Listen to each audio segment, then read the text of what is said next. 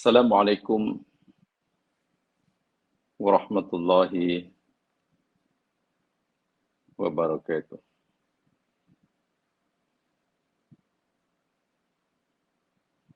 Alhamdulillahi rabbil alamin.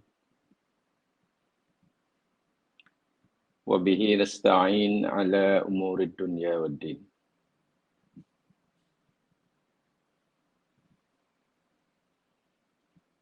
Assalatu wassalamu ala ashrafil anbiya wal mursalin. Nabiyina Rasulina Muhammad wa ala alihi wa ashabihi wa asba'ihi ila yaumiddin.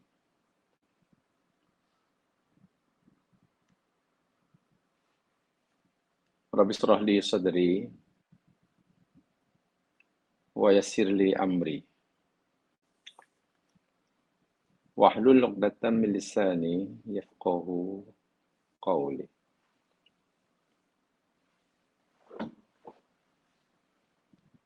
Qala Allah Ta'ala fil Qur'anil Azim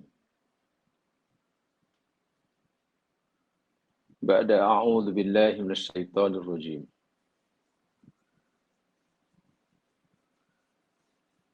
Alhamdulillahilladzi anzala 'ala 'abdihil kitab wa lam yaj'al lahu 'iwaja qayyima.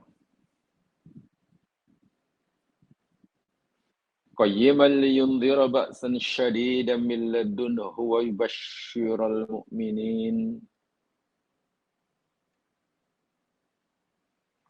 alladzina ya'maluna as-solihat anna lahum ajran hasanah.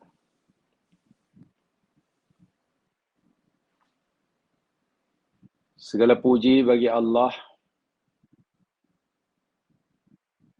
Zat yang telah menurunkan ke atas hambanya sebuah kitab, yakni Al-Quran. Dan dia, yakni Allah, tidak pernah menjadikan bagi Alkitab yang dia turunkan sesuatu yang bengkok sedikit pun. Sebaliknya, semua kandungannya adalah lurus.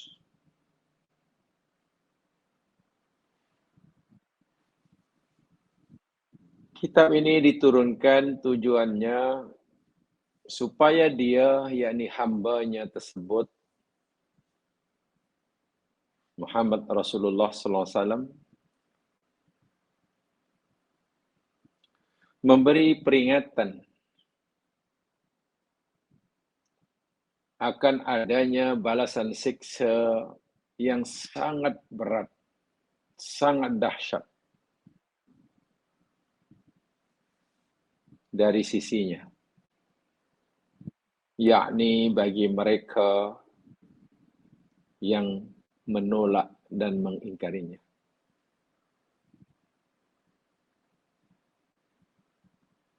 Dan supaya hambanya ini memberikan kabar gembira kepada orang-orang yang beriman, yang menerima Alkitab yang diturunkan itu zahir, batin, dan bersedia menterjemahkannya di dalam perbuatan mereka sehari-hari. Orang yang beramal soleh, kabar gembira buat mereka bahwasanya bagi mereka ganjaran yang baik.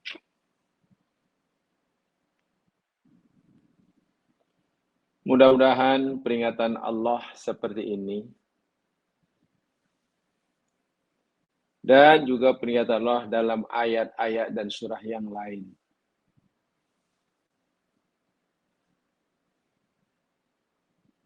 yang mengajar dan memberitahu kita bagaimana semestinya kita sebagai hamba Allah bersikap terhadap Al-Quran. Adakah kita mengambil sikap menerimanya sebagai rahmat Allah, atau kita termasuk orang yang menolaknya mentah-mentah, wa'iyadzubillah, karena merasa kebebasan hidupnya tersekat dan terganggu bila menerima kitab ini? Atau wa'iyadzubillah, kita memilih masuk golongan yang pura-pura menerima, tetapi hakikatnya menentang?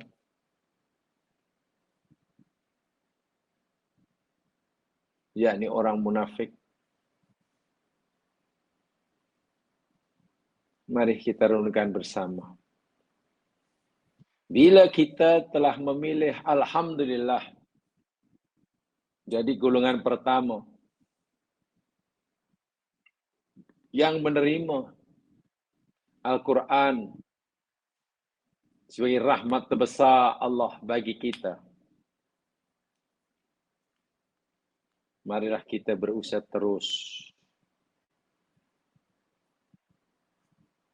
untuk mengamalkan segala suruhannya, meninggalkan segala larangannya, dan lebih daripada itu, terus meningkatkan rasa bertuah kita menjadi hamba Allah yang menerima Al-Quran.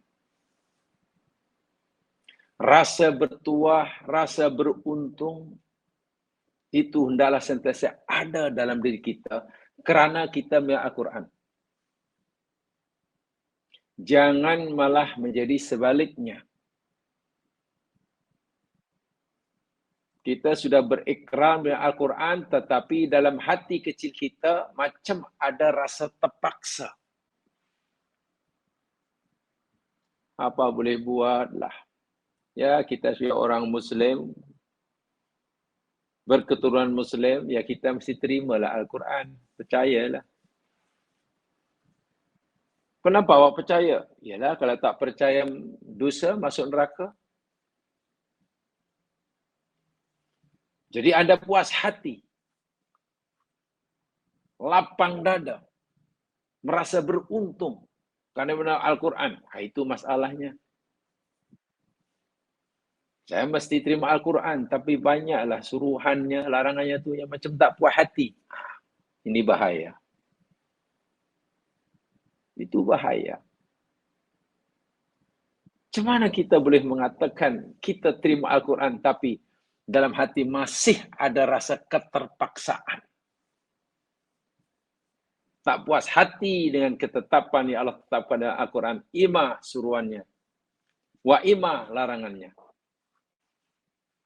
Sama ada suruhan dan larangan berkaitan dengan perbuatan-perbuatan yang zahir, yang disebut syariat. Atau suruhan dan larangan yang berkaitan dengan dasar kita beramal, yang kaitannya dengan iman. Atau suruhan dan larangannya yang berkaitan dengan ihsan, akhlak, budi pekerti. Sifat-sifat yang mahmudah dan sifat yang mazmumah yang disebutkan olehnya. Kita wajib terus belajar untuk dapat menerimanya dengan redha, untuk terus meningkatkan rasa beruntung dan bertuah. Karena kita termasuk orang menerimanya, sehingga satu saat kita berjaya menghilangkan unsur keterpaksaan dalam diri kita. Mudah-mudahan Allah sentiasa menolong dan membantu kita. Amin. Ya Rabbal Alamin. Muslimin, muslimat, para pendengar yang dirahmati Allah sekalian.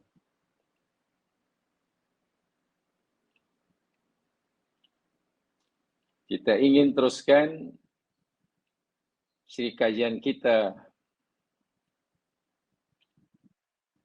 surah Hud. Bila minggu lepas kita telah bicara sedikit tentang ayat 74, perdebatan yang dilakukan oleh Ibrahim terhadap malaikat utusan Allah. Dan debat di situ bukan debat yang berkonotasi negatif. Debat yang dilakukan oleh Ibrahim itu tidak boleh kita fahami bahawa Ibrahim tidak puas hati dengan ketetapan Allah. Sama sekali tidak.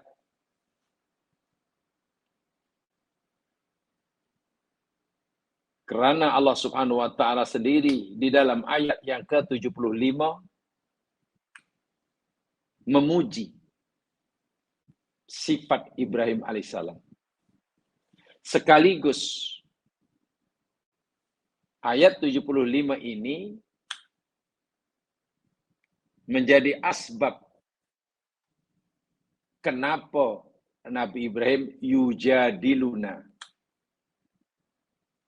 bertanya banyak terhadap malaikat yang diutus oleh Allah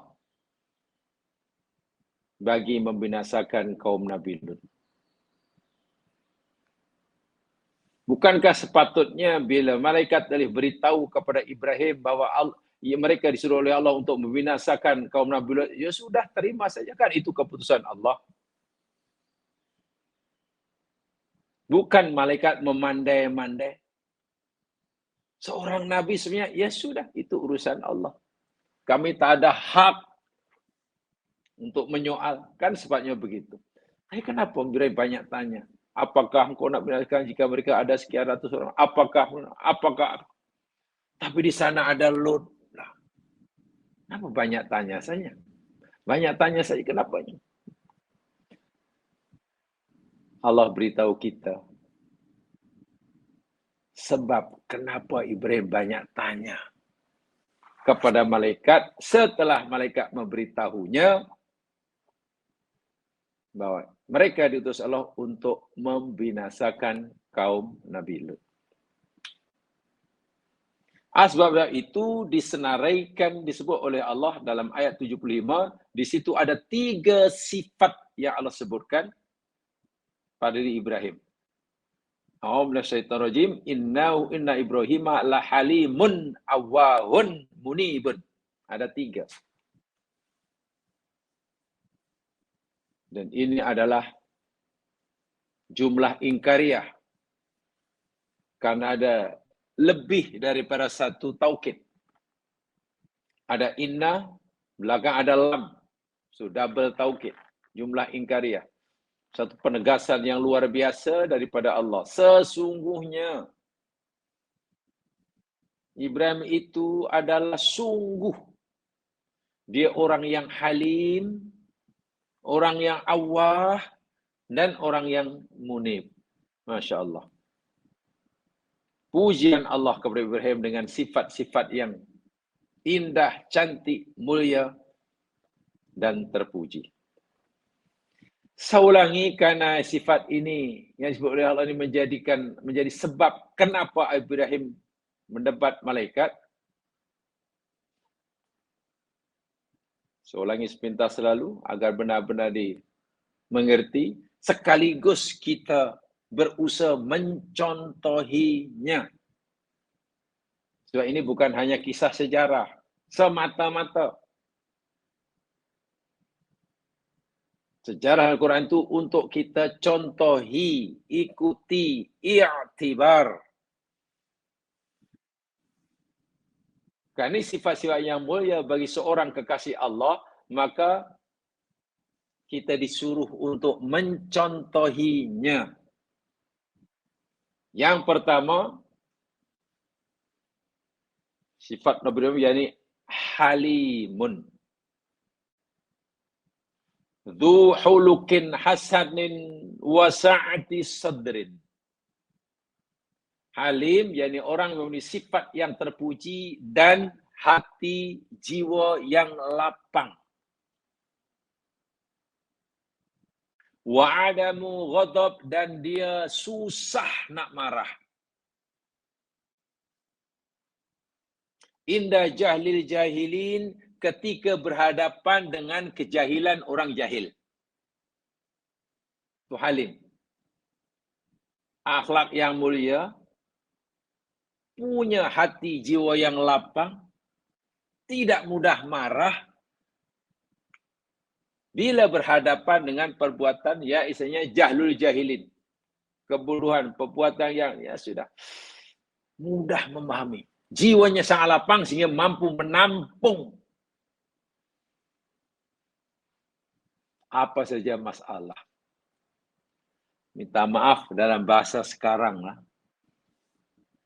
Jiwa Nabi Ibrahim ini sangat lapang, mana tak mudah koyak. Itu kalau bahasa sekarang nih.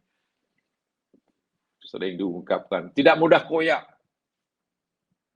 Sikit-sikit tersinggung, sikit-sikit pedih, sikit-sikit marah, sikit-sikit. Tak, itu bukan sifat Nabi Ibrahim. Halim. Susah nak marah. Mudah memaafkan. Tidak ingin segera membalas kejahatan orang dengan kejahatan. Tapi sentiasa berusaha menangguhkan balasan jahat kepada orang yang buat jahat padanya. Halim, orang yang sentiasa memberi ruang dan peluang kepada orang yang jahat untuk memperbaiki dirinya. Orang yang halim suka melihat orang yang jahat menjadi baik suatu hari. Sebab itu dia suka menangguhkan balasan. Itu sebab pertama. Begitu Allah memberitahu pada Ibrahim melalui malaikat, kami nak hancurkan kaum Nabi Lut. Kaum Nabi Lut. Jiwa Ibrahim, Allahu Akbar. Ya Allah, sedihnya. Bukan tak puas hati, bukan protes bahwa Allah akan membinasakan kaumnya yang ingkar. Nabi Ibrahim, alangkah baiknya lah. Alangkah bertuahnya lah. Jikalah putusan Allah ini ditangguhkan sedikit bagi beri peluang kepada sifat halim itu begitu. Dan Allah punya sifat seperti itu.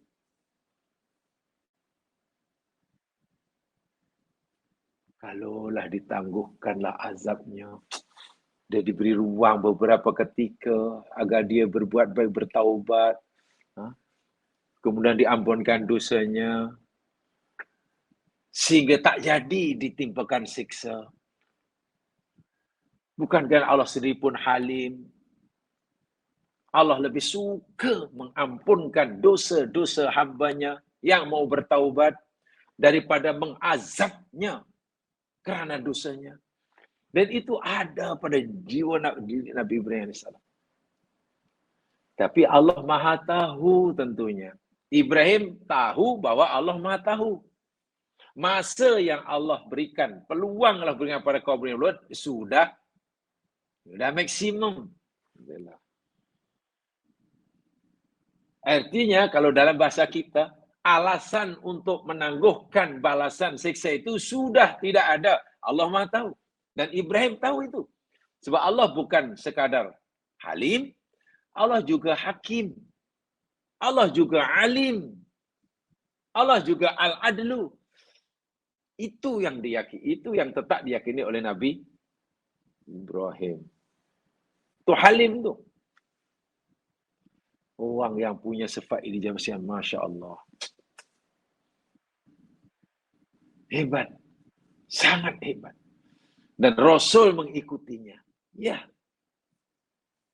Rasul kan senantiasa memberi ruang kepada umatnya yang melakukan dosa untuk bertaubat. Dalam Quran lagi disebutkan. Wa kana Allahu yu'adzibu wa anta fi Muhammad. Aku Tuhanmu, aku ni Allah Tuhanmu, tak akan siksa mereka kaum kamu selagi kamu masih hidup di tengah-tengah mereka. Masya Allah. Aku sentiasa tangguh. Walaupun mereka ini sebenarnya sudah layak dan patut aku siksa karena dosanya, tapi aku masih beri tangguh tempoh taat. Selagi engkau masih hidup tengah mereka. Masya Allah. Seronok Nabi. Nabi seronok karena oleh Allah tidak diberi peluang untuk menyaksi kaumnya yang menentangnya disiksa di hadapan matanya. Dan itu Nabi sangat bergembira. Nabi-nabi dahulu tidak, ya Mas Gilan. Nabi dahulu melihat sendiri dengan mata kepala sendiri bagaimana kaumnya yang menentang disiksa depan matanya. Nabi Nuh melihat sendiri bagaimana anaknya mati, tenggelam depan mata. Nabi Shu'aib melihat, Nabi Lut pun melihat, diberitahu. Nabi Musa melihat bagaimana Fir'aun dan tenteranya dibinasakan di ketelabuan di lautan. Nabi kita Muhammad sallallahu alaihi wasallam oleh Allah tidak diberi peluang untuk melihat umatnya yang kafir disiksa oleh Allah karena kekafirannya di depan mata baginda Nabi. Nabi tak perlu. Itu jangan. Dan Nabi gembira. Kan Nabi memang punya sifat seperti ini. Hilmun ini ada pada diri Nabi. Mencontohi tok nenek moyangnya nama Ibrahim alaihissalam. Minta maaf. Kalau kita kan lebih suka, orang macam ini bila agaknya disiksa pun seronok rasanya kalau tengok dia menderita disiksa. Mungkin kita sebagai umat Rasulullah SAW lebih suka melihat orang yang jahat kepada kita dibalas oleh Allah depan kita. Wah, kalau kita itu satu kepuasan. Kita merasa dibela oleh Allah. Wah, kita merasa, saya tak kata betul ke tak betul Allah membela kita, atau jangan kita hanya merasa. Itulah mana Allah maknanya Allah memang bela saya. Tengok, selepas menganiaya saya, tipu saya, tengok akhirnya accident. Accident, aku yakin Allah bela saya. Saya tak tahulah sama ada betul-betul Allah membela orang itu atau dia perasan dibela oleh Allah. Kan orang perasan dibela itu maknanya merasa dirinya hebat kan sehingga dapat bela dua Allah. Itu sebenarnya kalau kita belajar tentang tazkiyatun nafsi sudah salah itu. Kalau belajar tentang qaulun salim sudah salah, merasa itu sudah salah itu. Maksudnya betulkah Allah kehendaki orang itu accident, yakni orang yang menzalimi kita itu accident itu sebagai pembela Allah kepada kita. Dari mana kita tahu? Allah tak beritahu kita. Kenapa tiba-tiba kita merasa dibela? Dan orang itu pasti merasa dirinya baik, hebat. Itu satu kesalahan. Kesalahan kedua, puas melihat orang yang disiksa oleh Allah karena dosa itu rasa puas. Allahu Akbar. Yang mana kita masih jauh punya sifat halim. Halim. Am yamliku ayamlikal insanu nafsahu indal ghadab. Orang yang mampu menguasai dirinya ketika marah. Dah, inilah yang disebut oleh Nabi dalam hadis yang populer ya. Laisa syadidu bisur'ah. Yang dikatakan orang kuat, orang hebat itu bukan orang yang menang dalam semua pertandingan. Lawan tinju menang, lawan lawan gusti menang, tak, bukan. Innamas syadid. Sebenarnya orang yang kuat itu yakni orang mayyamliku nafsahu 'indal ghadab. Orang yang mampu mengawal dirinya, menguasai dirinya ketika marah. Ada hak untuk marah sekalipun pada orang lain yang patut dimarahi, dia masih mampu mengawalnya. Masih berusaha untuk tidak menghukumnya. Sebenarnya masih berusaha untuk terus mampu memberi peluang dan peluang pada orang itu memperbaiki dirinya. Itu sifat Nabi Ibrahim. Halim. Alladzi la ya'jilu fil intiqam idza ghadabi mimman asa ilaihi. Ada yang memahami halim maknanya orang yang tidak segera membalas kezaliman orang lain. Orang yang tidak dengan segera membalas apabila marah kepada orang yang buat jahat kepadanya. Ya, kalaulah mungkin sholat kita belum mampu mengangkat makom kita sebagai yang diharapkan. Yalah, jika sekiranya puasa kita masih juga belum mampu mengangkat kita ke makom yang lebih tinggi. Jika sekiranya haji yang kita pernah lakukan masih belum mampu mengangkat darjah kita, kedudukan yang lebih tinggi di sisi Allah. Saya tak kata tidak mungkin kita rasanya belum mampu nih. Coba kita berusaha untuk mengangkat diri kita ke makom yang lebih tinggi. Dengan amalan yang sebenarnya tidak perlu modal, tidak perlu biaya. Apa itu? Punya sifat halim. Ya. Punya sifat halim. Itu boleh mengangkat makom seorang tinggi sekali. Sebab mungkin solat kita mungkin belum mampu mengangkat. Mungkin ambil ibadah lain belum. Tapi kalau orang punya sifat halim, makomnya naik. Ya, saya masih ingat begini ya sekalian. Dulu lah masih belajar dulu. Sekarang pun masih belajar. Diajar tentang ihsan. Tajuknya bab ihsan. Bila tajuk ihsan itu kaitannya dengan akhlak, penyucian hati, ya, tazkiyatun nafsi, qalbun salim. Ya, akhlak itu kaitannya begitulah ihsan. Berakhlak. Kata Ustaz itu yang mengajar akhlak atau ihsan atau tazkiyatun nafsi atau qalbun salim atau apa saja istilahnya atau tasawuf, sila, nama istilah, boleh. Dia kata begini, kamu tahu tak, semua kamu ingin dekat dengan Allah? Ya, Ustaz, kita semua ingin dekat sekali. Dan kamu sudah tahu caranya macam mana nak mendekatkan diri pada Allah dengan cara yang mudah? Ya, dengan melakukan suruhan. Ya, betul. Tapi bagaimana jika solat kamu yang kau lakukan itu belum mampu mendekatkan diri kepada Allah? Kita tak tahu betul. Tiba-tiba Ustaz itu kata begini.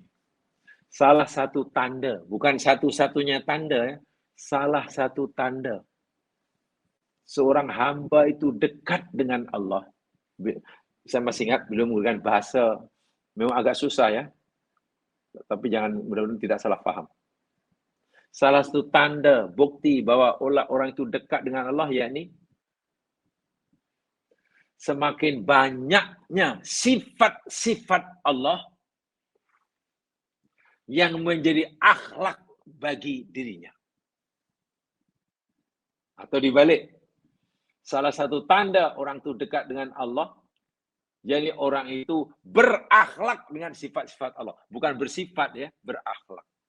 Contoh, Allah punya sifat namanya Al-Halim. Itu sifat Allah. Lalu kita dalam hidup coba berusaha berakhlak dengan sifat Halim. Allah punya sifat Ar-Rahman Ar-Rahim. Lalu dalam pergaulan dalam hidup kita coba menerapkan akhlak rahmah, rahim. Bukan punya sifat, berakhlak. At-takhalluq bisifatillah, istilah beliau. Saya masih ingat. Allah tu punya sifat Al-Karim, yang maha dermawan. Lalu kita cuba hidup berusaha untuk jadi dermawan, mencontohi, berakhlak dengan sifat Allah. Allah punya sifat apa ya? Al-Afuwu, maha pemaaf. Lalu dalam hidup kita cuba berakhlak menjadi orang yang pemaaf, bukan berdendam. Anda orang yang sangat dekat dengan Tuhan. Fikir lama waktu tak kurang faham sekali. Allah, betul rupanya. Bermakna tidak mungkin orang berusaha mendekatkan diri kepada Allah jika akhlak sehari-hariannya yang muncul daripada dirinya bercanggah berlawanan dengan sifat-sifat Allah. Allah pemaaf, dia pendendam. Bagaimana mungkin dekat dengan Allah? Allah tu Ghafur. Dia itu penghukum. Allah tu Rahim. Tapi itu suka menzalimi orang. Allah tu Ar-Razzaq.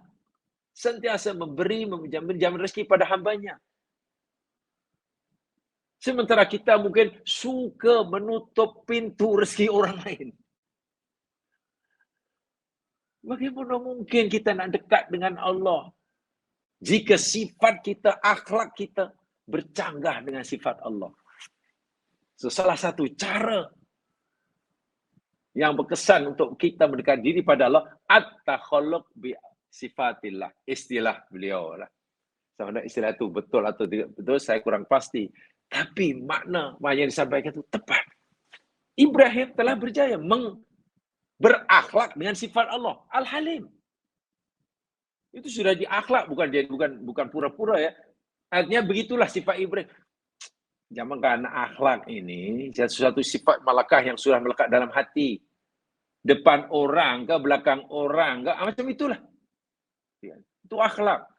Tapi kalau depan orang lain, belakang orang lain, itu belum jadi akhlak. Depan orang, wah sopan santun, murah senyum.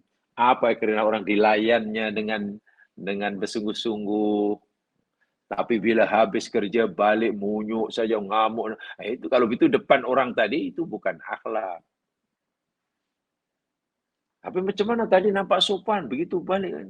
Dengan orang lain bukan main sopan, dengan penumpang bukan main sopan. Bahkan penumpang itu mabuk pun masih senyum juga musikanya. Habis kerja balik, maknya demam, kata minta ubat. Mak, tolong nak belikan ubat. Alamak, pergi sendirilah mak, saya penat lah. Macam mana dia? Orang tua sendiri tak dilayan dengan tadi orang penumpang pun dilayan. Nah, itu bukan akhlak. Belum disebut akhlak, itu hanya tuntutan kerja. Jadi sopan satu itu hanya tuntutan kerja. Sebab kalau tidak nanti mungkin buang kerja. Penat hidup ni zaman sekarang kalau seperti itu. Penat. Orang berakhlak tidak penat. Tapi kalau kenapa tadi baik, orangnya baik sopan. Lah itu tuntutan kerja lah. Memang dalam petugas macam tu. Tapi tengok perangai asal yang sebenarnya bila dah tak bertugas dengan rumah. Ini stres. Macam mana orang super satu boleh stres? Karena belum jadi akhlak. Allahu Akbar. Itu dia. Yang kedua, sifat Nabi Ibrahim atau akhlak Nabi Ibrahim ini, awwah. Awwah itu yakni mutadarri'un ilallahi fi jami'il awqat. Awwah mana orang yang saya tadarru'. Merendah diri, merintih, merayu. Menyadari betapa lemahnya diri ini, sedangkan dia juga sedar betapa besarnya hajatnya kepada Allah, sehingga dalam semua hal sentiasa merintih, merayu kepada Allah. Betapa tidak berdayanya diri ini melihat atau menghadapi bencana sangat dahsyat. Timbul dalam hati. Tadarru, rayu. Dalam semua keadaan. Dan itu Nabi Ibrahim.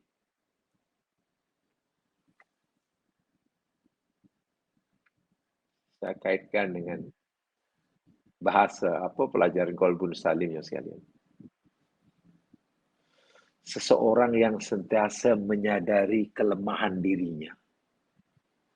Seseorang yang sentiasa menyadari ketidakmampuan dirinya. Seseorang yang menyadari bahwa dia perlukan pertolongan Allah dalam semua keadaan. Masa susah ke, masa senang ke, masa sehat ke, masa sakit ke, kaya ke, miskin. Dia tetap menyadari sesedar-sedarnya bahwa dia itu la haula wala quwata illa billah. Sehingga boleh nangis ketika ia menyebut nama Allah, memohon pada Allah, walaupun dia sedang sehat dan kaya. Sebagian dia juga mampu menangis, memohon pada Allah ketika ia miskin dan sakit. Itulah awah namanya. Itu awah. Salah satu ciri awah. Kita mungkin memang belum, tapi kita wajib berusaha. Contoh mudah. Bukankah kita lebih mudah menangis, memohon kepada Allah, merintih kepada Allah, bila keadaan waktu itu kita susah? Ya, mungkin miskin, mungkin dibuang kerja, banyak masalah, sakit lagi. Berdoa itu khusyuk, menangis. Dalam keadaan seperti itu kita mudah menangis. Tapi bolehkah kita berdoa sambil menangis ketika badan sehat walafiat, makanan sedap-sedap, rumah besar, senang lenang? Susah. Berdoa ketika ditinggal jamaah yang lain karena tinggal di Musdalifah. Coba. Seorang diri. Jamaah dia dah pergi dah. Bas KT, bapa KT 20 dah pergi dah. Karena tertinggal di situ, bingung dia. Dahlah itu pengalaman pertama pergi Makkah, haji pula. Nak tanya orang, tak ada orang faham bahasanya, ada orang jawab, dia pun tak erti bahasanya. Menangis dia doa, sampai menangis. Nak minum air tertinggal di bas, perut lapar tak ada makanan. Nak kemana? Lepas nak kemana ni tak tahu. Hanya mana Allah, ya Allah, tolong. Wah, mungkin di kampungnya orang kaya raya, orang pandai, orang berpengaruh, uang sehat. Menangis tuh. Dalam keadaan itu, di Musdalifah. Dan yang diminta benda yang boleh dianggapkan remeh. Ya Allah, ya Tuhanku, tolong ya Allah. Sedekah ya tunjukkanlah hamba ni ya Allah. Manalah bas KT 20. Itu yang diminta. KT 20. Agar segera jumpa bas KT 20. Itu yang diminta. Kan nampak remeh. Ya Allah kabulkan. Kalau dalam keadaan menangis, mungkin naik sedikitlah harga tempat yang tinggi. Ternampak tiba-tiba. Lambaian atau berkibar jalur gemilang. Wah. Lebih kurang 50 meter. Wah, gembira bukan main. Terus menuju ke jalur gemilang tadi. Karena juga itu maknanya jamaah dia lah. Wah, berpeluk-peluk di situ jumpa dengan jamaahnya ni. Saya tak tahulah, saya dah habis putus asa lah. Mungkin saya hilang. Mungkin. Nangis, berpeluk keriangan. Nangis kayak gitu lah kiranya. Dah selesai. Balik ke Mekah. Itu dah cerita beberapa yang lalu, dah habis saja Mekah. Ya tinggal tunggu balik ke Malaysia. Duduk pula di Zam-Zam Tower. Wah, buka aja nampak seluruh kota Makkah. Satu bilik hanya 2 orang. Bilik pula bukan main besar. Kapetnya pun tenggelam 2 inci. Coba kalau boleh nangis berdoa waktu itu. Walaupun sampai tengok Kaabah, mungkin dia kagum dengan keindahan paling-paling. Kenapa kita tidak mampu sekhusyuk? Masa dua tidak mampu sekhusyuk semasa di Musdalifah. Wah, kita tetap sama-sama la haula wala quwata illa billah. Kita tetap bergantung kepada petunjuk Allah 100%. Ima ketika hilang di Musdalifah, wa ima ketika sudah berada di bilik Presiden Suite di Zam-Zam Hotel. Nah, maknanya kita belum awah, begitulah jawabannya. Awah tu bukan macam tu. Awah ni orang yang sentiasa tadarruk dalam semua keadaan. Mau senang kah, mau susah kah, mau sihat, rasa ketergantungannya, kebergantungannya pada Allah tu kuat sekali. Orang sudah menyadari makna inti daripada la haula wala quwata billah. Nabi Ibrahim sudah ada itu. Mau senang kah, mau susah ke, kambing yang dipeliharanya beranak ke, tidak ke, hilang, sentiasa Allah, hamba ni lemah ya Allah. Macam mana lagaknya lah. Kaum Nabi Nuh ni macam mana? Merintih. Apa yang kami boleh buat? Hanya merayu pada Allah. Itu namanya awah. Al-kathirul husni. Ada yang namanya awah itu orang yang banyak sedihnya. Banyak sedih bukan karena kecewa ya.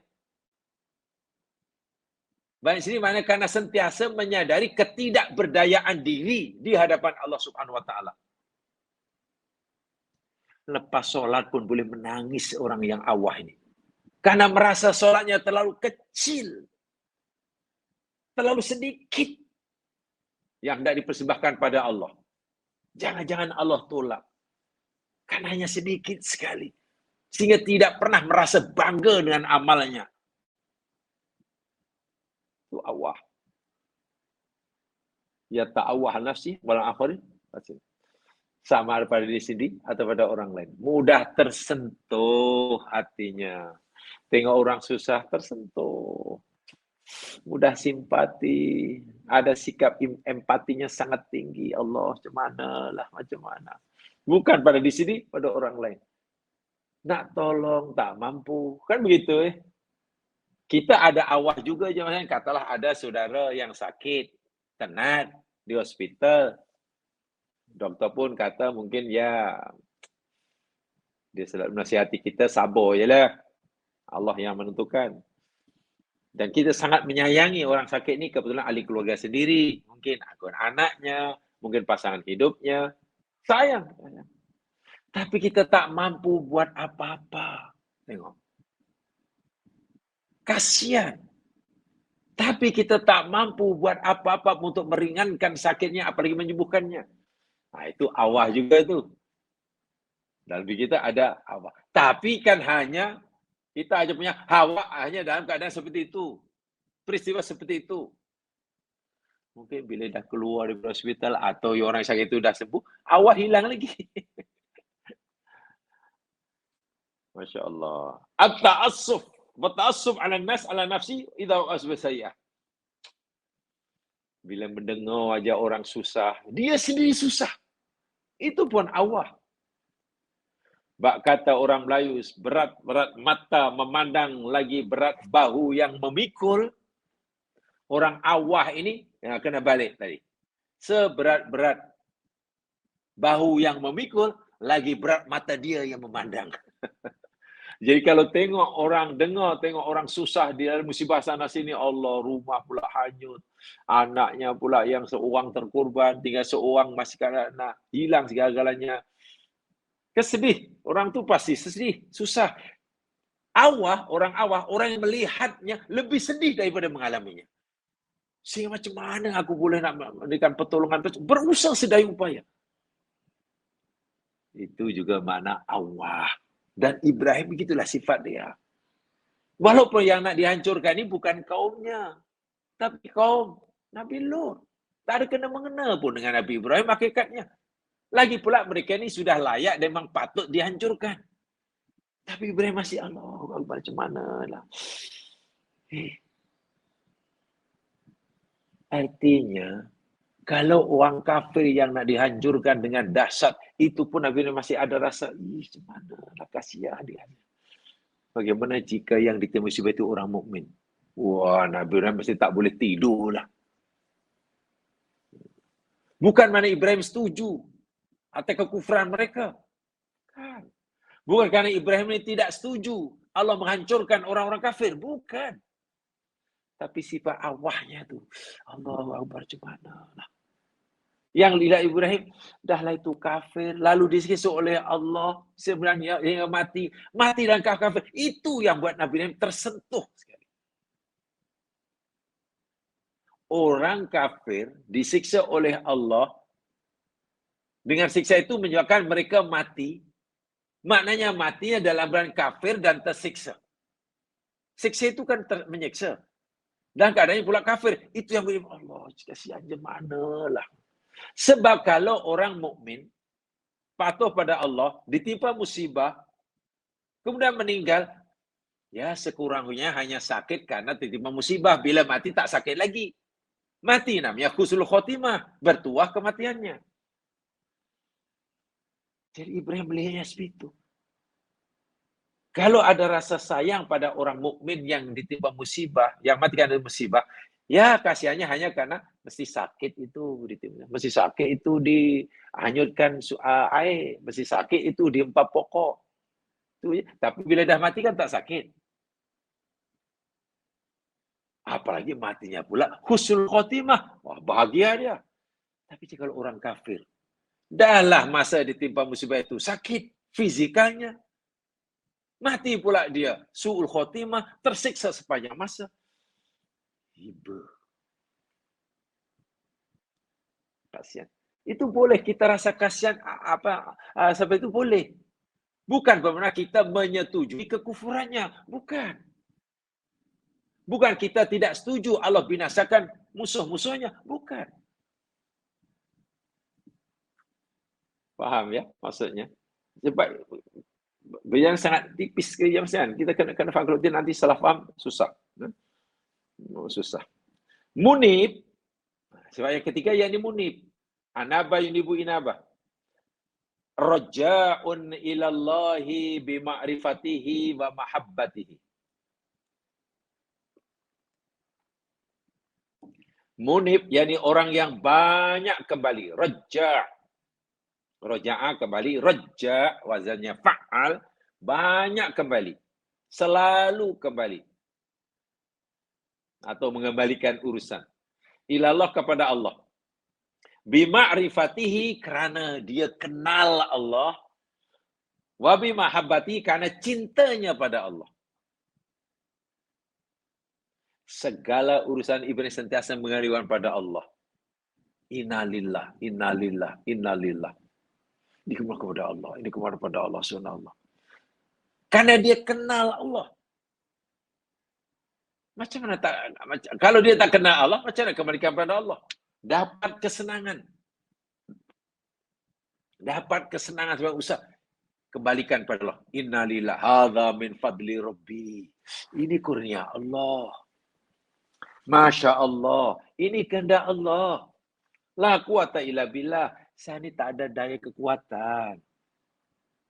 Punya kedudukan yang tinggi, jawatan yang tinggi, ilmu yang luar biasa yang orang lain tak ada. Dia kata apa? Hadza rahmatun min rabbi. Ini adalah rahmat dari Tuhanku lah. Diri ini siapa? Diri hamba.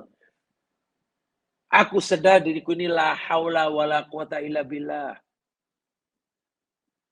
Jika aku mendapatkan macam-macam ini, semua itu rahmatun min rabbi, bak kata Zulkarnain. Itu namanya munib. Kenal Allah, semua datang daripada Allah. Dan bila ditimpa musibah pun, dia kenal pada Allah. Innalillah. Lah, tempoh hari saya senang, sekarang susah. Tempoh hari saya punya itu, sekarang hilang. 2 tahun lepas Allah bagi ya duriat, anak, cucu, kan begini. Tahun ini pula Allah ambil cucunya. Ambil anaknya, kematian. Maknya meninggal. 1 tahun 3 orang meninggal. Ya kembali pada Allah sebab innalillah.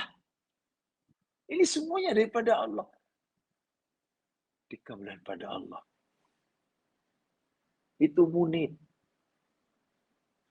Allah suruh aku meninggalkan anak dan istriku di tempat yang tak layak huni. Ini bukan kehendakku, ini Allah yang suruh. Sudah, aku buat saja. Aku sudah buat. Istrinya nama Hajar, bayinya Ismail, tinggal.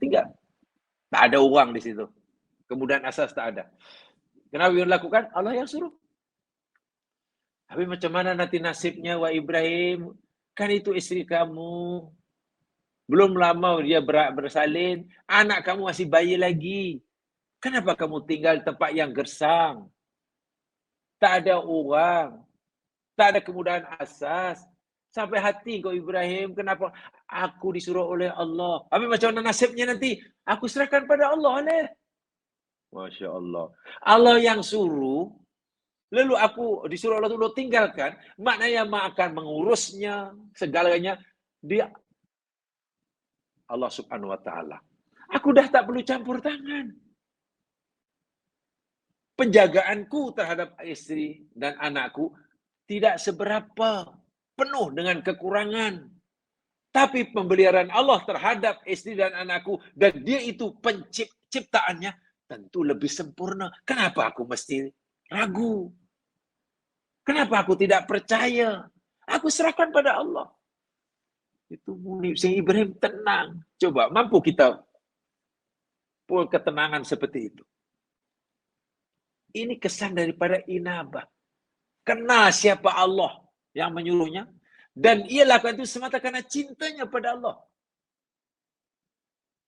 Sehingga cintanya kepada anaknya, pada istrinya, dikorbankan. Itulah Ibrahim alaihissalam, munib. Wal iqbal alaihi, sentiasa bukan masa senang, bukan masa susah. Masa senang ketika Ismail baru lahir, ya, hada min fadli Rabbi. Hada min fadli Rabbi. Ini kurnia Tuhanku. Tiba masa Allah perintah Ibrahim, pisahkan anak dengan kamu. Ya sudah, serahkan. Innalillah. Bagaimana nasibnya? Biar Allah ini mengurusnya. Raja. Aku dah tak diberi kuasa, tak diberi peluang untuk ikut campur mengurus anak itu. Allah sendiri akan mengurusinya, kepentingannya, dan dia adalah Tuhan yang menciptanya. Ya pastilah tadbir Allah, rububiyah Allah lebih sempurna daripada usaha. Itu letaknya dalam hati ya masiran. Si Ibrahim sangat tenang. Ibrahim sangat tenang. Wal i'rad aman siwahu. Dan Ibrahim alaihissalam berpaling daripada selain Allah. Berpaling daripada selain Allah SWT. Dengan 3 sifat itu kita paham. Patutlah Ibrahim alaihissalam mendapat gelaran Khalilullah. Macam itu uangnya. Dan lagi sekali, benar ini kisah sejarah, betul. Betul, ini kisah sejarah silam. Tetapi Allah yang mengisahkan pada kita dalam kitab sucinya melalui Nabi Muhammad SAW. Apakah kita hanya mempelajari dari aspek sejarah yang kita sudah tahu? Hal-hal saya sudah tahu, saya bermacam adakah setakat itu? Tentu tidak. Yang Allah masukkan tentu bukan setakat itu. Ittabi millata Ibrahim. Ikutilah, berusaha kamu ikuti ini Ibrahim tuh. Boleh jadi, saya katakan boleh jadi ya. Solat kita, zakat kita, haji kita, qiyamul lail kita, usrah kita belum mampu mengangkat darjat kita ke makom yang selayaknya. Kalau kita ingin meningkatkan makom kita dekat pada Allah, ini salah satu cara. Mari kita coba berakhlak dengan sifat-sifat Allah. Bukan bersifat ya, berakhlak. Mencontohi akhlak kita dan mencontohi sifat Allah. Bila Allah sifatnya halim, kita cobalah mencontohi Allah dalam keseharian. Jadi halim. Jika Allah itu Ar-Rahman Ar-Rahim, kita coba menjadi Ar-Rahman Ar-Rahim. Jika Allah Al-Afu pemaaf, ya kita coba berusaha menjadi orang yang pemaaf. Bukan pendendam, pendengki, lah. Sebab tanda orang yang dekat dengan Tuhannya, yakni orang yang berjaya berakhlak dengan sifat-sifat Allah. Semakin banyak sifat-sifat Allah yang kita jadikan akhlak dalam kehidupan kita sehari-hari, semakin dekatlah kita dengan Allah. Itu pengajaran yang sangat penting. Ya. Jadi aspek sejarahnya, ya mah baca sendirilah di dalam kitab yang lain. Baik, selepas Ibrahim mendapat penjelasan daripada Allah dan Ibrahim puas hati, karena memang selama ini pun tidaklah tak puas hati. Ketika Ibrahim menyoal malaikat pun bukan karena menyatakan ketidakpuasan hatinya. Tapi mujadal Ibrahim kepada malaikat, Allah sendiri jelaskan, kan Ibrahim orangnya halim, orangnya awah, orangnya munib. Jadi malah dipuji. Ibrahim malah dipuji oleh Allah ketika banyak soal terhadap malaikat. Selepas itu, apa firman Allah pada Ibrahim?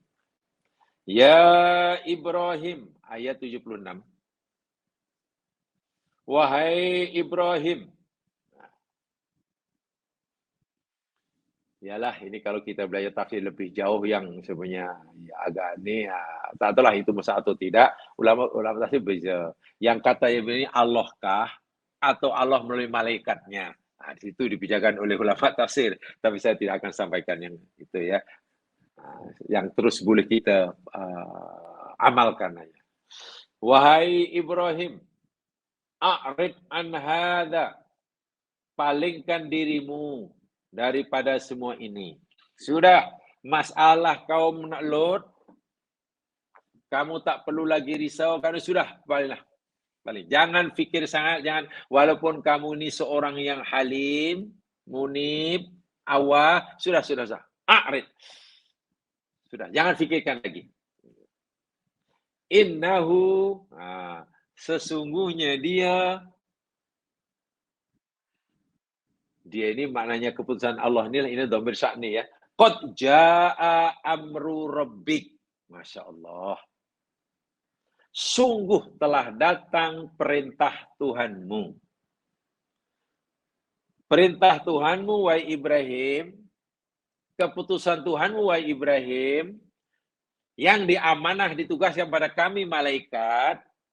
Yakni kaum Nabi Lut mesti dibinasakan saat ini. Itu sudah tiba masanya.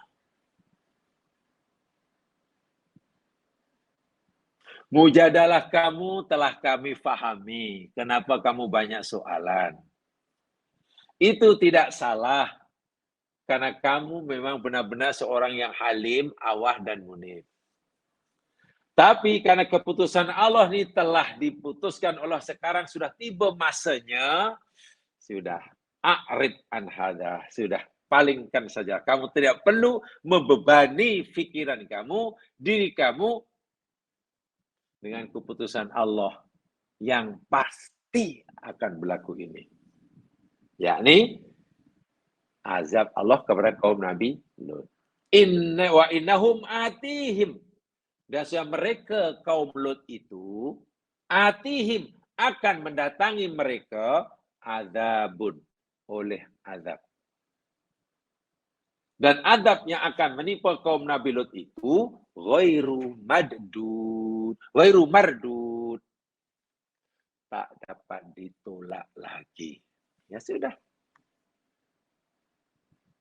Ya Ibrahim hanya la haula wala quwata illa billah.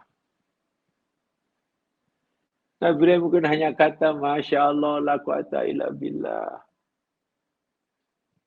Nabi Ibrahim hanya kata inna lillahi wa inna ilaihi raji'un. Ibrahim hanya, ya semua milik Allah, kembali pada Allah, Allah Maha Pengasih, Allah Maha, Allah Maha. Ya sudah. Azab itu sudah tiba wa Ibrahim. Dan saat ini juga azab itu akan menimpa kaum Nabi Lut. Saya itu a'rid. A'rid an hadza.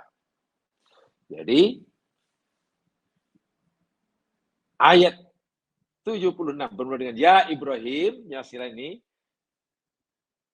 sebagai respon kepada ayat sebelumnya yang Ibrahim yujadiluna, itulah Ibrahim menghujah, banyak tanya. Sudah. A'rid an hadza. Seakan-akan begitulah. Jadi malaikat yang memberitahu Ibrahim, inna ursilna ila qaumi Lut, kami diutus oleh Allah kepada kaum Lut untuk menyelesaikan. Lalu Ibrahim berdebat itu, kalau banyak, bukan karena Ibrahim tak puas hati, tapi karena 3 sifat Ibrahim tadi. Lalu Allah kata, sudah, a'rid an hadza. A'rid an hadza. Innahu qad ja'a amru rabbi. Yang sekalian tadi saya katakan innahu, ha itu tidak ada marjaknya. Kalau kita nak cari hu itu kemana kembalinya, tidak ada, tak ada marjak. Karena ini namanya dhamir sya'ni. Dhamir sya'ni. Dan di dalam bahasa Arab, bahasa Al-Quran, bila ayat itu ada dhamir sya'ni ini yakni yuqalli tafkhim wa ta'zim. Faedahnya untuk menunjukkan, memberitahukan perkara itu, benda itu sesuatu yang agung dan dahsyat. Itulah. Datangnya siksa, hendak ditimpakannya siksa, atau berita hendak ditimpakannya siksa Allah kepada kaum Lut, itu berita yang dahsyat. Perkara yang dahsyat, bukan main-main. Sebab itu Allah katakan innahu. Ha itu merupakan ta'zim dan tafkhim fil umuril muhimmah. Mungkin dalam bahasa Melayu tidak ada ya seperti itu. Saya tidak pastilah dalam tata bahasa Melayu apa ya. Sesungguhnya iya itu kemana kembalinya, tidak ada. Jadi bila ada dhamir sya'nis itu, apa yang Allah nak sebutkan selepasnya pasti sesuatu yang agung, sesuatu yang dahsyat, sesuatu yang sangat-sangat penting. Sangat-sangat penting. Tak boleh kita anggap remeh-temeh. Contoh mudah ya, contoh mudah. Surah Al-Ikhlas. Qul huwallahu ahad. Ini kita belajar bahasa Arab ya, bukan daripada anggapan kita, fikiran kita, yang kita fikir. Qul huwallahu ahad, kita terjemahnya qul, katakanlah Muhammad, huwa dia, Allahu ahad, Allah yang Maha Esa. Pertanyaannya, huwa itu kemana kembalinya? Qul kata Muhammad, huwa dia itu siapa? Mungkin kita akan ajak, dia itu Allah lah. Itu kan dia kata. Itu apa yang kita fikirkan. Tapi ini dari segi bahasa. Dari segi tata bahasa Arab, huwa itu tidak ada marjaknya. Kembali ke mana? Tidak ada dhamir, isim zahir yang disebut sebelum huwa. Huwa. Tiba-tiba dia. Siapa dia itu? Itu tidak merujuk pada Allah. Mana kalimah Allah di belakang? Mana ada dhamir pergi ke belakang? Pergi ke depan? Itulah namanya huwa itu dhamir sya'ni. Tidak ada marja. Kembali ke mana? Tak ada. Sehingga dari segi bahasa, jika huwa itu tidak ada sekalipun, dari segi bahasa lah ya. Tapi Quran kan tidak boleh dibuang. Dari segi bahasa, jika sekiranya huwa itu tidak ada sekalipun, Qul, Muhammad katakan, Allahu ahadun. Allah itu Esa. Betul. Itu betul. Tak salah. Tidak menyalahi kaidah bahasa Arab. Qul, Muhammad katakan, Allahu ahad. Tuhan itu Esa. Sudah. Lalu kenapa huwa? Yang huwa itu tak ada marja. Nah, huwa itu namanya dhamir sya'ni. Litta'zim fil umuril muhimmah. Apa yang disebut selepas huwa itu sesuatu yang agung. Sesuatu yang amat-amat penting. Mukhatab mesti mengambil berat, memberi tumpuan yang sebesar-besarnya. Apa yang disebut selepas huwa? Allahu ahad. Keesaan Allah. Tauhid. Itu benda yang sangat agung. Saya tu disebut huwa dahulu. Huwa, apa huwa? Apa? Allahu ahad. Jadi kalau kita belajar bahasa Quran, huwa itu sebenarnya tidak ada kembalinya. Maksudnya kembali ke mana? Kembali pada Allah? Bukan, tak ada. Ini dari segi bahasa Quran ya. Tapi kita biar memahaminya kan tidak ikut tata bahasa. Kita ikut kepahaman. Huwa itu pada Allah lah. Mana? Habis kalau tak ada huwa, boleh tak boleh? Ya, boleh. Tak salah. Kul Allahu ahad. Tak salah di segi bahasa. Tapi jangan dibuanglah itu Quran. Itu Quran. Itu contohnya. Jadi, saya ulangi. Bila dalam Al-Quran ini ada dhamir sya'ni, itu bermakna apa nak disebutkan selepasnya itu perkara yang agung. Itulah. Perkara yang dahsyat, perkara yang penting. Kita tidak boleh menganggapnya ia remeh. Tidak boleh kita menganggapnya remeh-temeh. Begitu maksud saya. Apa yang agung yang dahsyat itu? Ja'a amru rabbika. Perintah Tuhanmu, wahai Ibrahim, keputusan Tuhanmu bahwa dia telah memutuskan kaum Lut ini akan ditimpakan azab sudah datang. Sudah tiba. Masanya sekarang. Dan tidak ada sesiapa atau apapun yang boleh menghalang atau menolak atau membatalkannya atau sekadar menangguhkannya pun tak boleh. Ghairu mardud. So, berita itu sangat dahsyat ya Mas Ilan. Kehancuran satu kaum kan dahsyat. Apalagi ada Georgia orang yang kafir. Sangat dahsyat. Dilalatun ala annal amra azim. Itu menunjukkan bahwasanya urusan yang disebutkan semua itu adalah sangat agung. Li'annahu law qala inna amra rabbika qad jaa laisa fihi yakni madu ala ta'zim. Katalah ayatnya begini, ya Ibrahim a'rid an hadza. Wahai Ibrahim, palingkan di mudah ini, tak perlu bincang lagi lah. Tak perlu fikir lagi. Lalu Allah kata bahwasanya inna amra rabbika qad jaa. Sesungguhnya perintah Tuhanmu telah tiba.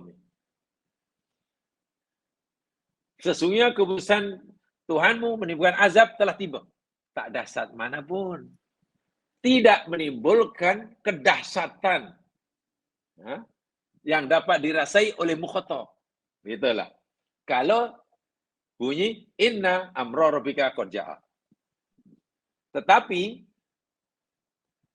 bila ditakbirkan dengan innahu, sesungguhnya, itu si mukhatab yang faham, dia, ada apa ini? Apa yang nak disebutkan ini? Dia gunakan innahu, mukhatab, yakni yang mendengar, hatinya akan, daripada diam, jadi macam tu. Qad jaa amru rabbik. Dahsyat. Begitulah bahasa Al-Quran ni. Jadi Al-Quran ni apa ya? Kalimat yang disusunan kalimat itu terus boleh menjunang pada hati si pendengar. Salahnya si pendengar ni fahamlah. Itulah. Dan tentu Ibrahim sangat memahami bahasa yang disampaikan oleh malaikat. Jadi katalah Ibrahim waktu, semasa berhujah tadi dan ternyata semua dijawab dengan betul dan Ibrahim akhirnya ya tak apalah. Karena memang tidak ada yang mukmin walaupun seorang, jadi ya mungkin kita bayangkan mungkin Ibrahim dah tenang macam itu gini. Kemudian Allah kata, Ibrahim tinggalkan perkara ini, berpalinglah, sudah tak apa. Ibrahim pun masih iya saya tak akan minta. Tiba-tiba Allah kata innahu qad terperah. Ada apa lagi ini? Sudah tenang, sudah duduk. Ada apa ini? Begitulah maksud saya. Jadi menyebabkan mukhatab ini merasa perlu untuk memperhatikan apa yang nak disampaikan ini. Ini mesti benda yang besar ni. Bukan benda remeh ni. Benda yang penting ni. Itu tujuan dhamir sya'ni. Jadi di sini kaitan dengan bahasa, kaitan dengan daub. Lagi sekali, kalau kita memang tidak memahami dan kita tidak ada daub itu, ya memang Tak ada bezanya lah kesannya ke dalam hati kita si mukhatab. Mau dah innahu ke atau inna amrobika rojak, bagi kita mungkin serupa aja lah. Kul huwallahu ahad ke, kul Allahu ahad ke, mungkin bagi kita, hati kita yang mukhatab mungkin biasa je, tak ada. Nah, di situ kita perlu belajar bahasa Arabnya. Nanti akan rasa, oh iya ya, rupanya Allah nak memberitahu pada kita tentang keesaannya ini dengan dhamir sya'ni. Ini bermakna keesaan Allah atau tauhid itu benda yang luar biasa. Itulah, bukan benda main-main. Karena Allah menyampaikannya pun dengan dhamir sya'ni. Begitu maksudnya. Atihim qad qad sungguh. Baik, ini saya sampaikan tafsir kalimatnya. Qad itu sungguh. Dan dalam ayat ini litahqiq ya. Qad yakni huruf taukid litahqiq, untuk menunjukkan kepastian kejadian itu berlaku. Qad. Selepas qad pula jaa fi'il madi.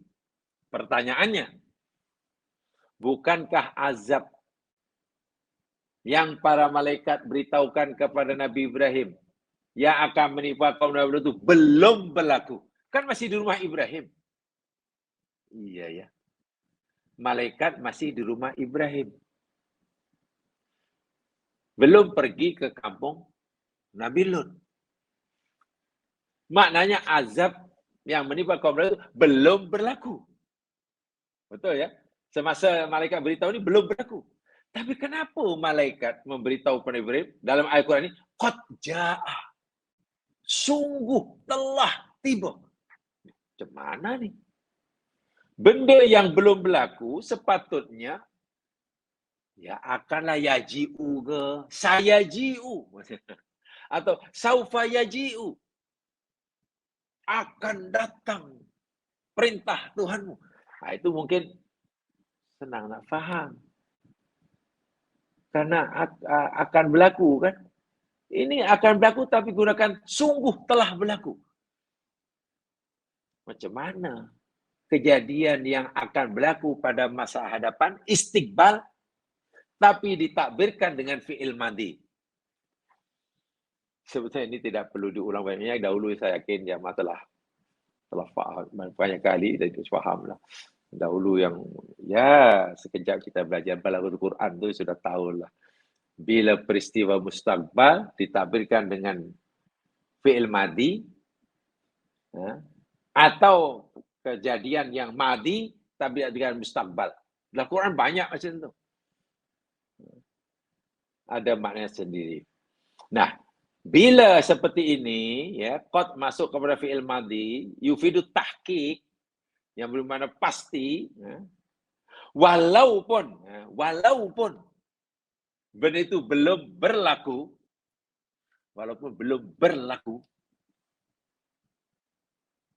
ia memberi maksud, pertama, benda itu pasti berlaku dan masanya sudah hampir. Okey. Benda itu pasti berlaku, kejadian itu pasti berlaku dan masanya sudah hampir. Saya ulangi. Peristiwa-peristiwa yang akan berlaku, tetapi Allah beritahukan dengan menggunakan fi'il madi, past tense, ia memberikan maksud bahawa peristiwa yang nak diberitahukan, kejadian daripada itu pasti berlaku dan masanya sudah hampir. Itu maksudnya. Saya tunjukkan ayatnya. Contoh yang lain lah. Coba jamaah lihat firman Allah Subhanahu wa taala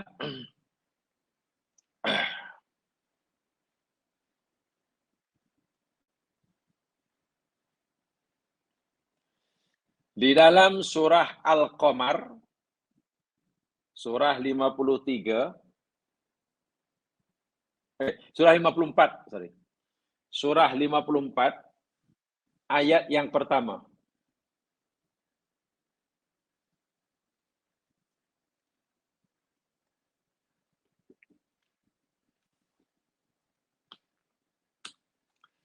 Ayat ini mungkin sepintas lalu macam tak ada apa-apanya.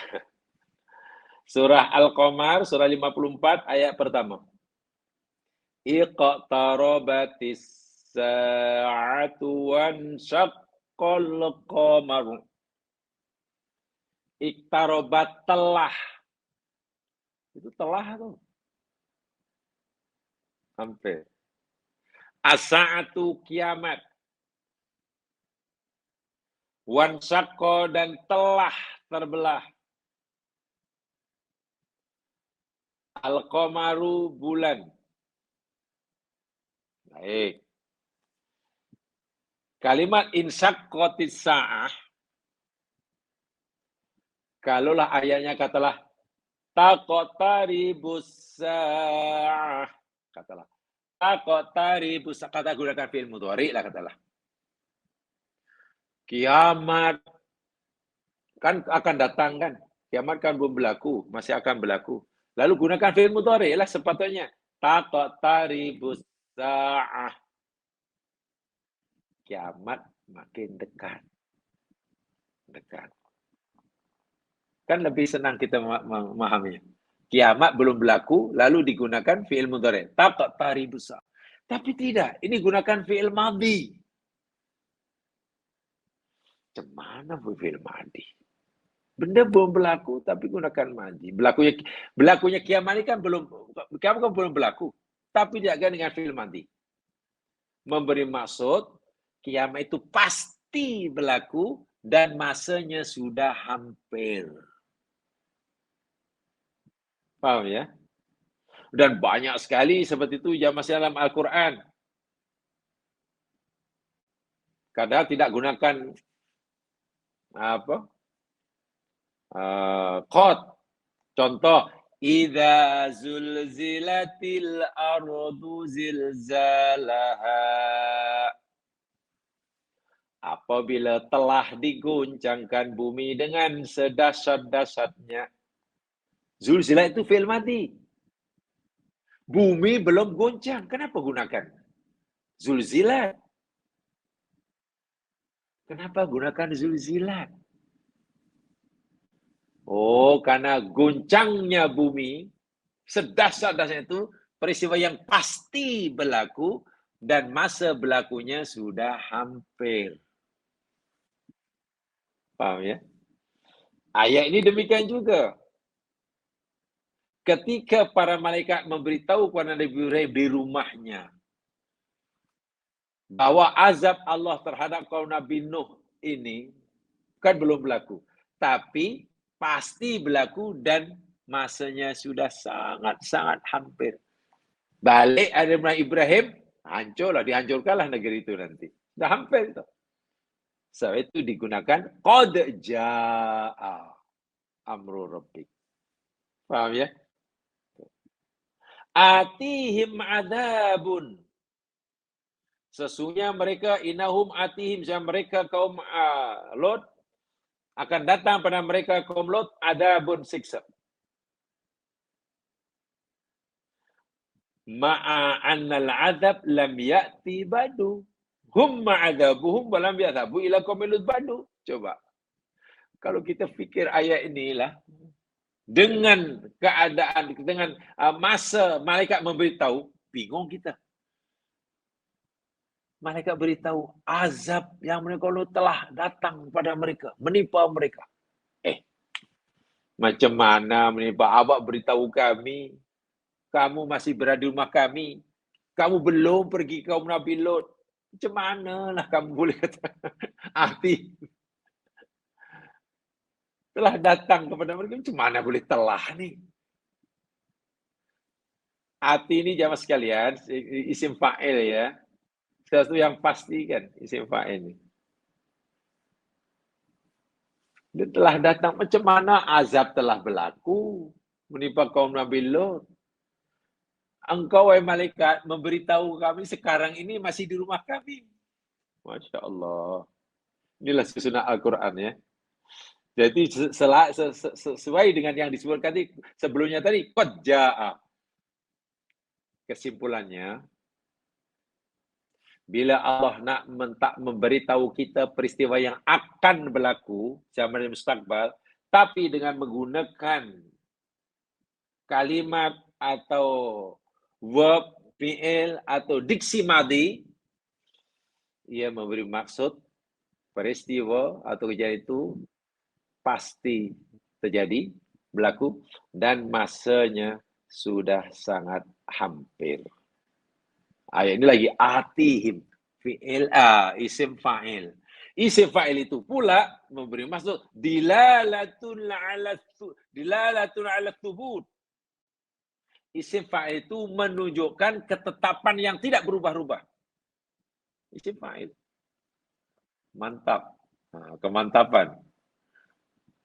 Itu yang dikatakan tadi. Anau sayaqo. Pasti akan berlaku. Li'anal fa'il qad istamil istiqbal. Karena isim fa'il itu yakni selalu digunakan untuk menunjukkan kepastian sesuatu yang akan berlaku. Saya ulangi. Isim fa'il itu di dalam kaidah bahasa Arab digunakan untuk menunjukkan sesuatu yang pasti berlaku pada masa depan. Saya nak beri satu contoh ya, kalau jamaah mungkin bisa belajar bahasa Al-Quran. Kali kaitan dengan bahasa Al-Quran ya. Coba jamaah lihat contoh yang lain lah ya. Firman Allah Subhanahu wa taala di dalam surah Ali Imran, surah yang ketiga, ayat 9. Coba lihat ya. Jangan tak lihat. Ali Imran ayat 9. Saya selitkan sedikit ya tentang bahasa Al-Quran. Saya ulangi.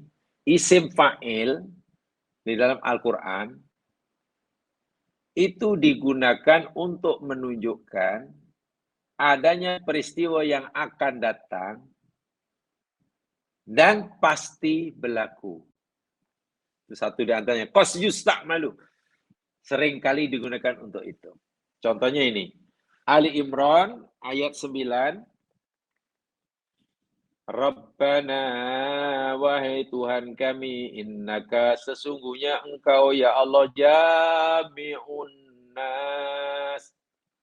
Akan menghimpunkan manusia liyaumin bagi hari. La raiba fih. Yang tiada keraguan sedikit pun padanya. Innallaha la yukhliful mi'ad. Sesungguhnya Allah itu tidak mengingkari janji. Doa orang mukmin kepada Allah, ini namanya doa ibadah. Ya Allah, sesungguhnya engkau itu jami'un nas. Jami' itu isim fa'il. Maknanya menghimpunkan jamaah manusia. Bila Allah menghimpunkan liyaumil la raiba fi, bagi hari yang tiada keraguan, maknanya hari kiamat.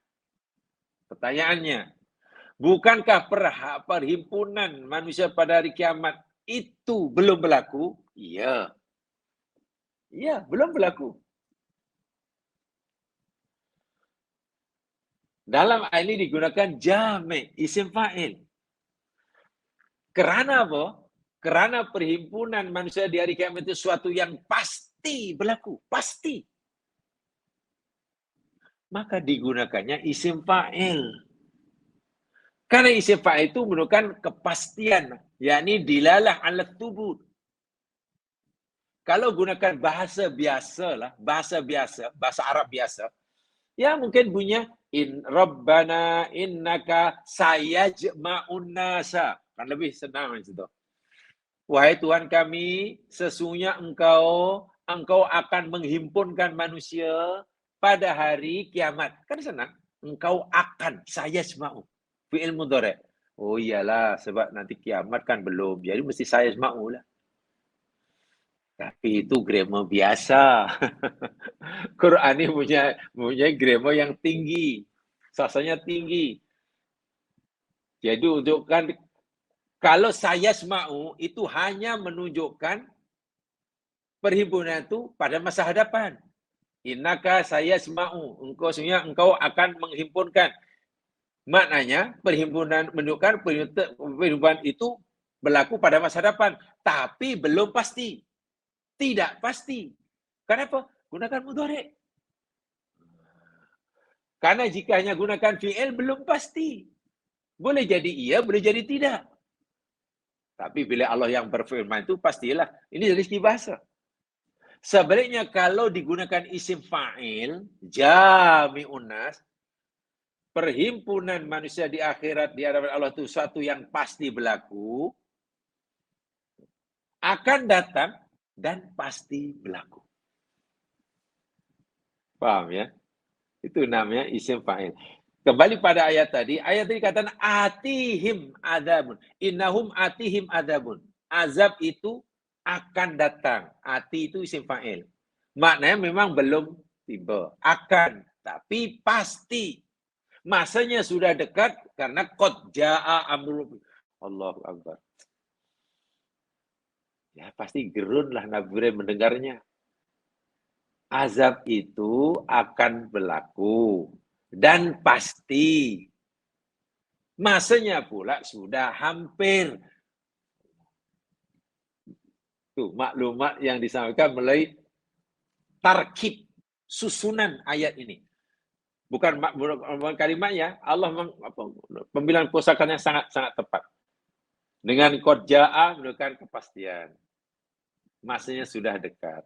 Ati demikian juga. Suatu yang pasti berlaku pada masa hadapan. Dari makna apa kalimatnya pun kita sudah dapat memahami itu.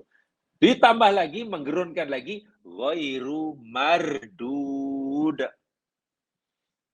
Azab yang Allah turunkan pada kaum Nabi Lut itu Ibrahim, pasti berlaku, masanya sudah dekat, dan tak ada siapa yang boleh menolak. Ghairu mardud, tak ada siapa yang boleh menghalangi. Tak ada siapa yang boleh menangguhkannya. Setelah ditetapkan oleh Allah, bukan harinya saja, tapi juga jamnya, minitnya, saatnya pun sudah ditetapkan. Itulah jamaah sekalian jawaban Allah kepada Ibrahim. Ayat selepasnya itu ceritanya malaikat sudah tidak lagi berada di rumah Ibrahim, malaikat sudah meninggalkan rumah Ibrahim, pergi ke kampung Nabi Lut, menjadi tetamu kaum Nabi Lut pula. Mulai ayat 77 itu, malaikat yang sama sudah bertamu ke rumah Lut. Nah, Ibrahim sudah ditinggalkan. InsyaAllah kita akan kembali pada masa depan jika diizinkan oleh Allah Subhanahu wa taala. Itu saja, kurang lebihnya mohon dimaafkan. Subhanakallahumma bihamdika asyhadu an la ilaha illa anta astaghfiruka wa atubu ilaik. A'udzu minasyaitonir rajim wal hasbunal insana fi khusr ladina amanu wa sholihat. Wa tawasaw bil haqqi wa tawasaw bis sabr. Assalamualaikum warahmatullahi wabarakatuh.